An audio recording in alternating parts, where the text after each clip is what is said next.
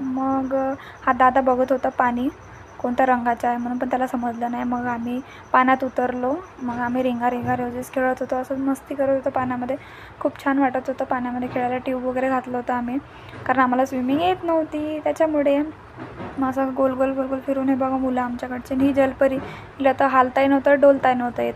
मग आम्ही तिथून निघालो, कपडे वगैरे चेंज केले, मस्त गाडी चालवत होतो. म्हटलं आता निघून जावं, आता वातावरण होत होतं तर निघालो. मग मला रस्त्यात केळीचे पानं दिसले, मला बनाना पण दिसला, म्हणजे केळं. मग मस्त खुश झाली मी. म्हटलं आता केळीचे पानं तर मला प्रचंड आवडतात.